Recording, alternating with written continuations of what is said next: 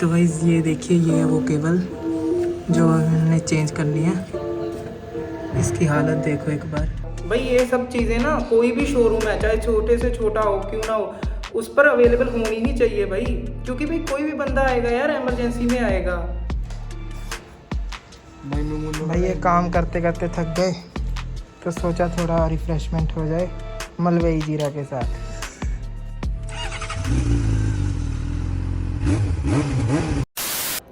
So hey guys, welcome back to my channel the Lakshya rider. कैसे हो? I hope सब बढ़िया होंगे।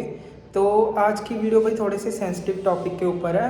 एक्चुअली ये हुआ कि मेरी बाइक R15M में ना थोड़ी सी प्रॉब्लम आ गई थी। प्रॉब्लम क्या, बाइक की जो क्लच की वायर होती है वो टूटने की कगार पर आ गई थी। यानी कि वो थोड़ी सी फ्रिक्शन के साथ ना घिसने लगी थी कहीं ना कहीं क्लच के अंदर। तो वो बात कुछ ऐसी है कि कोई ज़्यादा बड़ी प्रॉब्लम नहीं थी। क्लच वायर तो चलो टूटती रहती है, चेंज करवानी पड़ती है हर साल। तो एक्चुअली सीन ये नहीं है, सीन थोड़ा सा ना सर्विस सेंटर वालों के रिगार्डिंग है। तो मैं आपको ये बताना चाहता हूँ कि जो प्रॉब्लम मैंने फेस किया है वो आप ना फेस करें। तो आपको मैं एक सल्यूशन भी दूंगा और आपको रियलिटी भी बताऊंगा कि एक्चुअली ये इसका मैटर क्या होता है जो सर्विस सेंटर वाले हमारे साथ करते हैं। तो चलिए भाई बैठ के बात करते हैं, तो फिर आपको अच्छे से समझाते हैं। तो भाई जैसा कि मैंने अभी आपको बताया कि मेरी बाइक की क्लच वायर टूटने वाली थी, और अब जैसा कि अब सभी हमें बाइक के प्रॉब्लम आती है तो हम उसे पहले ठीक करने की कोशिश करते हैं ताकि एमरजेंसी में कोई भी दिक्कत ना हो। तो भाई क्या हुआ, मैंने सर्विस सेंटर में कॉल लगाया कि मेरी बाइक यामा R15M की मेरी क्लच केबल में चेंज करवानी है, मैं कब आऊँ। तो वो आगे से बोलते हैं कि भाई क्लच वायर तो इसकी अवेलेबल ही नहीं है। तो भाई पहली बात तो ये सोचो आप कि कोई भी बाइक जिसके मतलब इमरजेंसी पार्ट्स जैसे क्लच केबल हो गई, थ्रोटल केबल हो गई, ब्रेक पैड्स हो गए, चेन स्प्रॉकेट वगैरह हो गया, भाई ये सब चीज़ें ना कोई भी शोरूम है चाहे छोटे से छोटा हो क्यों ना हो, उस पर अवेलेबल होनी ही चाहिए भाई। क्योंकि भाई कोई भी बंदा आएगा यार, इमरजेंसी में आएगा। बाइक में अगर किसी का रास्ते में कुछ ब्रेक हो जाता है तो वो शोरूम में आएगा चेंज करवाने के लिए, तो वो शोरूम वाले बोल दें भाई हमारे पास तो अवेलेबल ही नहीं है। ये क्या बात हुई फिर? ठीक है ना, चलो छोड़ो भाई, अवेलेबल नहीं है ठीक है, लेकिन हमने कहा कि चलो मंगवा कर दे दो आप हमें ओरिजिनल यामा जेन्युइन पार्ट्स होते हैं जो, ठीक है ना।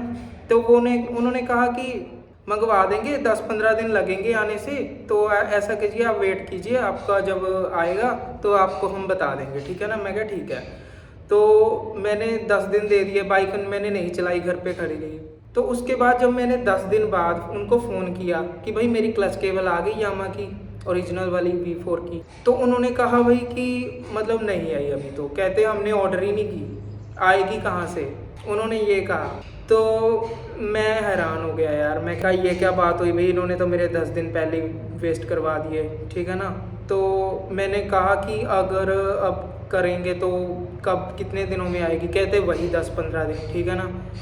तो फिर मैंने एक बात और कही उनसे कि आप ऐसा कीजिए, केबल का अरेंजमेंट मैं कहीं से कर लेता हूँ, कई भी डीलर्स होते हैं इंस्टाग्राम पे बहुत हैं। मैंने कहा कि उनसे मैं मंगवा कर खुद यामा की केबल आपके पास ले आता हूँ और आप इंस्टॉल कर देना।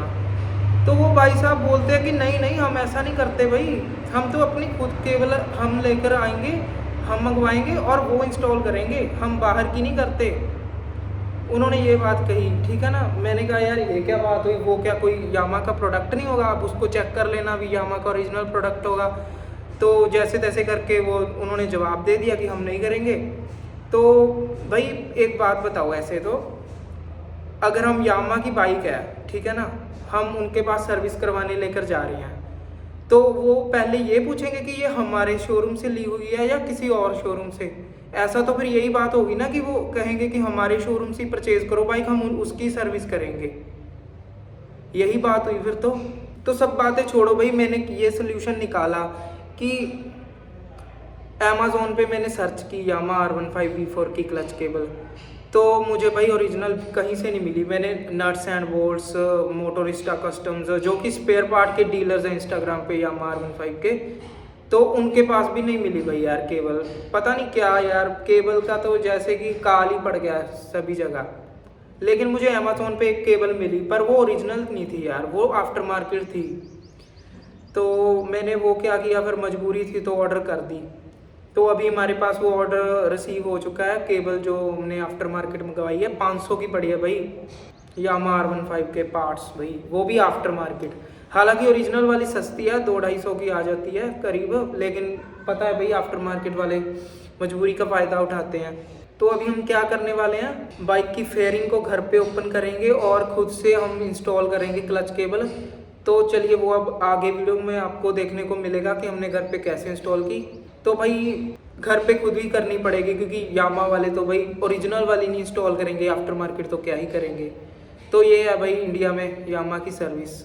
और एक बात और भाई, यामा का जो क्लच है ना वो बिल्कुल अंदरली साइड है भाई, बाकी बाइक्स होती है ना उनकी बाहरली साइड होता है। इजीली बंदे को फेयरिंग वेयरिंग कुछ खोलने की ज़रूरत नहीं पड़ती, सीधे से इंस्टॉल हो जाती है। यामा का और भी बहुत लफड़ा है भाई। तो आज बस इतनी बातें बहुत हैं, बाकी आपको पता ही चल गया होगा मैं आपको किस चीज़ के लिए वार्न कर रहा हूँ। तो चलिए चलते हैं और अपनी बाइक में अपनी केबल को इंस्टॉल करते हैं। तो आप देख लीजिए हम कैसे इंस्टॉल करते हैं अपनी बाइक में, घर पे करेंगे इंस्टॉल। ओके।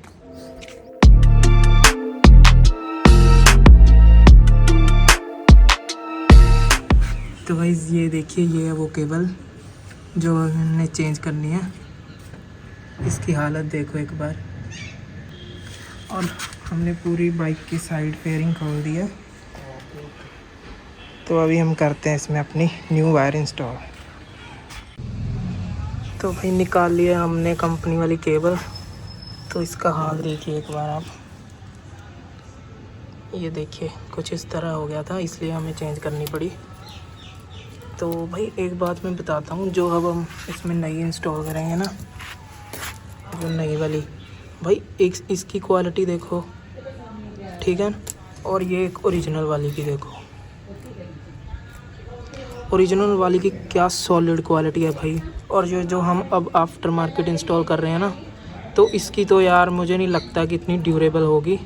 बाकी कुछ कह नहीं सकते यार, हो भी सकती है, जैसे देखने को तो अच्छी लग रही है, पर इसकी बिल्ड क्वालिटी के आगे ना ये फेल है भाई। इसको अब थोड़ा टाइम ही चलाएंगे, इसमें रीजनली इंस्टॉल करेंगे हम।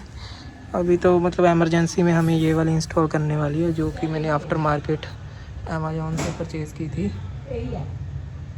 जो कि अब हमने आफ्टर मार्केट अमेज़ॉन से परचेज़ की थी। तो चलिए अभी इसमें इंस्टॉल करते हैं। तो इंस्टॉल करके फिर हम फेयरिंग लगाते हैं, फिर आपको बताते हैं आगे का update. A few moments later. तो भाई फाइनली हमने इंस्टॉल कर दिया new cable, new clutch cable अपनी बाइक में। ये देखिए बहुत ही थोड़ी सी मेहनत करनी पड़ी है, फिर जाकर हुआ है। तो अभी बस लगाते हैं जल्दी से ये सारी फेयरिंग और फिर घर चलते हैं। एक्चुअली मैं अपने दोस्त के घर पे आकर ना फिर वहाँ से लगाई है, क्योंकि घर पे यार थोड़ा रिस्क रहता है इस चीज़ का, समझा करो। तो चलिए अब जल्दी से फेयरिंग लगाते हैं और इसके क्लच का भी आपको एक्सपीरियंस देते हैं कि पहले जैसा ही है या क्या है। वैसे वायर तो यार डुप्लीकेट ही है, वो तो आपको पता ही चल गया होगा, लेकिन फिर भी इमरजेंसी में लगानी पड़ी। अब जैसे ही ओरिजिनल वाली आएगी ना शोरूम में, मैं वहाँ से लगवा लूँगा। तो चलिए भाई मैं इसे जल्दी से कर देता हूँ। भाई ये काम करते करते थक गए, तो सोचा थोड़ा रिफ़्रेशमेंट हो जाए मलवई जीरा के साथ। इधर तुम्हारा दिखाओ, सारा तो लाहौरी पिया ना, मैनू मलवई देता। चलो तो भाई फाइनली घंटों की मेहनत के बाद हमने अपनी बाइक की फेयरिंग भी लगा दी है। बहुत ही मुश्किल है भाई, आप मतलब ऐसे अगर आपको नहीं पता ना, तो अब घर पे खोलने की कोशिश बिल्कुल मत करना। हमको तो चलो पैसे पता था कि कहाँ क्या करना है, तो फिर भी हमें भी बहुत टाइम लग गया। बहुत अच्छे से कोई भी एक भी चीज़ अगर हम गलती से, यहाँ भी बहुत सारा कनेक्शन होता है, अगर उलट पुलट कर देना तो भाई घपला हो जाएगा, ठीक है। तो अभी अब आपको दिखा देते हैं, हमने नई केबल जो ये देखिए इंस्टॉल कर दिया, बिल्कुल एकदम फ्रेश।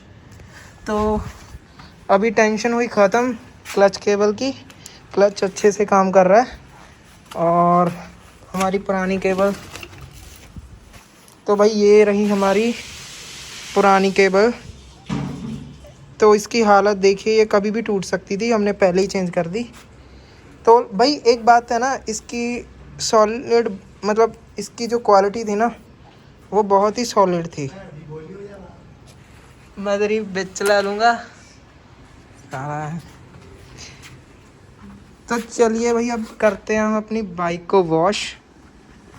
ये जो गंदी हुई पड़ी है ना, इसको हम एकदम नई बनाकर फिर घर चलते हैं। बाकी की बातें हम बाद में करते हैं। तो चलिए भाई बाइक को वॉश कर देते हैं। तो भाई जैसा कि आपने वीडियो में देखा, हमने बाइक में खुद ही सब कुछ किया, खुद ही फेयरिंग ओपन की, खुद ही केबल इंस्टॉल की। तो भाई आप इस चीज़ का ध्यान रखें जो मैंने पहले वीडियो में कहा आपको स्टार्टिंग में, ठीक है ना भाई। तो अभी तो चलो चलाएंगे इसी केबल से, वैसे इतनी है नहीं ड्यूरेबल मुझे लग रहा है। तो यामा की जब भी ओरिजिनल वाली मेरे पास आएगी ना, मैं वो इंस्टॉल कर दूंगा इसको निकाल कर। ये तो बस एक तरह का स्टिफनी का काम कर रही है, वैसे तो कोई है नहीं इसकी ज़्यादा बिल्ड क्वालिटी अच्छी। तो भाई आज की वीडियो में बस इतना ही। मैंने तो आपको ये इन्फॉर्मेशन देनी थी एक वीडियो के ज़रिए, जो कि बहुत ही है ही नहीं भाई। यूट्यूब पर कोई भी बंदा ऐसे वीडियोस तो डाल ही नहीं रहा दूसरों को अवेयर करने के लिए। और भाई हमारी बाइक की एक सीरीज़ भी चल रही है मॉडिफिकेशन की, हम कार्बन के पार्ट्स भी उसमें लगा रहे हैं और वैसे भी जो भी मॉडिफिकेशन हमें लगती है वो कर रहे हैं। अगर आपको कोई भी मॉडिफिकेशन मुझे सजेस्ट करनी है तो आप मुझे कर सकते हैं कमेंट बॉक्स में। तो मिलते हैं अगली किसी वीडियो में, तब तक के लिए हैव अ सेफ राइड।